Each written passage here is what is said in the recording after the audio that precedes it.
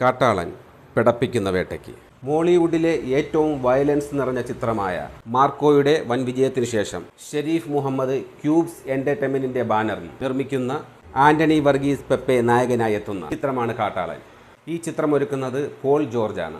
May 28-ന് വലിയ പെരുന്നാൾ റിലീസായി വേൾഡ് വൈഡായി കാട്ടാളൻ സ്ക്രീനുകളിലെത്തുന്നു. പുതുമുഖ സംവിധായകൻ പോൾ ജോർജ് പ്രേക്ഷകരെ ത്രില്ലടിപ്പിക്കും, വിസ്മയിപ്പിക്കും എന്നാണ് ചിത്രത്തിൻ്റെതായി വന്ന പോസ്റ്റേഴ്സും ടീസറും ട്രെയിലറും പറയുന്നത്. ക്യൂബ്സ് എൻ്റർടൈൻമെൻറ്റിൻ്റെ കഴിഞ്ഞ ചിത്രമായ മാർക്കോയെ പോലെ ഈ ചിത്രത്തിലും വയലൻസിൻ്റെ ഇതുവരെ കാണാത്ത കാഴ്ചകളും ഒപ്പം ചടുലവും വന്യതയും നിറഞ്ഞ ദൃശ്യത്തിനൊപ്പം ഇടിവെട്ട് ആക്ഷൻ രംഗങ്ങളും ചേർന്ന ഒരു പാക്കേജ് ആയിരിക്കും കാട്ടാളൻ എന്ന് ടീസർ നൽകുന്ന സൂചന.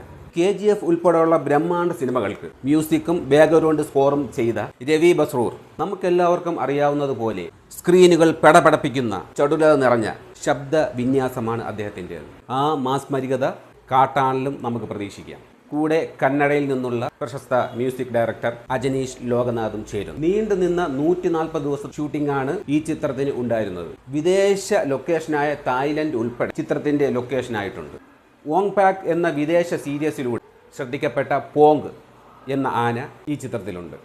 ആനയുമായുള്ള ആക്ഷൻ രംഗങ്ങളിൽ VFX അല്ല ഉപയോഗിച്ചത്, മറിച്ച് ഒറിജിനൽ ആനയെ ഉപയോഗിച്ചാണ് ഷൂട്ട് ചെയ്തിരിക്കുന്നത് എന്ന് സിനിമയുടെ അണിയറ പ്രവർത്തകരിൽ നിന്നും കേൾക്കുന്നത്.